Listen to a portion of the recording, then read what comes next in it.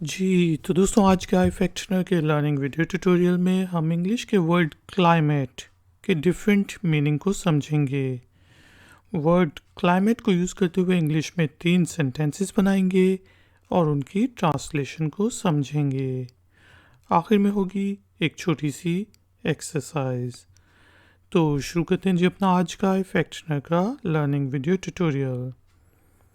दोस्तों, क्लाइमेट का मीनिंग होता है जलवायु, आबो हवा, वेदर जो होता है, जिसका मौसम होता है उसको क्लाइमेट कहा जाता है।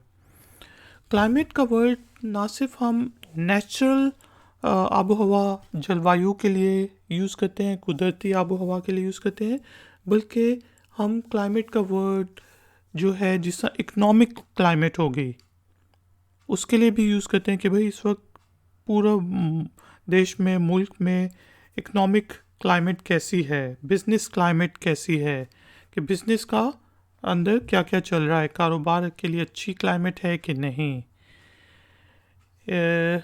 तो चलें अब वर्ड क्लाइमेट को यूज़ करते हुए इंग्लिश में कुछ सेंटेंसेस बनाते हैं। जिसमें मैं पहला सेंटेंस बना लेता हूँ। We have a hot climate.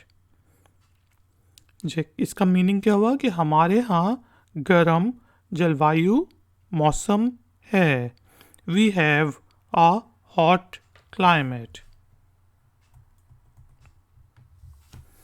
इसी तरह हम कह सकते हैं कि the economic climate is not very good. At the moment, the economic climate is not very good. कि अभी जो है ना इकोनॉमिक क्लाइमेट इतना अच्छा नहीं है, अभी इन्वेस्टमेंट ना करो। At the moment, और फिर आप आगे कॉमा लगाएंगे और आगे लिखेंगे the economic climate is not very good. इसी तरह हम कह सकते हैं कि we should think about the climate, कि भाई इतनी बड़ी बड़ी गाड़ियाँ यूज़ ना करो या इतने बड़े मोटर बाइक्स यूज़ ना करो, कोयला ना जलाओ, क्योंकि हमें क्लाइमेट के बारे में भी सोचना चाहिए। We should think about the climate. दोस्तों, उम्मीद है कि आपको इंग्लिश के वर्ड क्लाइमेट के डिफरेंट मीनिंग समझ आ गए होंगे। अब टाइम हुआ है एक्सरसाइज का।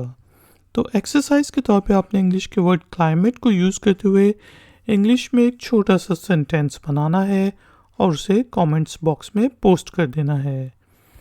अगर उस सेंटेंस में कोई गलती हुई तो हम में से कोई पॉइंट आउट कर देगा।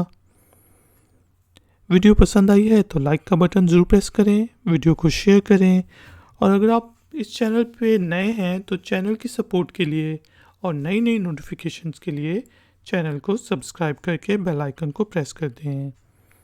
मिलेंगे एक और नए वीडियो ट्यूटोरियल में। Until then, take care, keep learning, keep enjoying. Good day.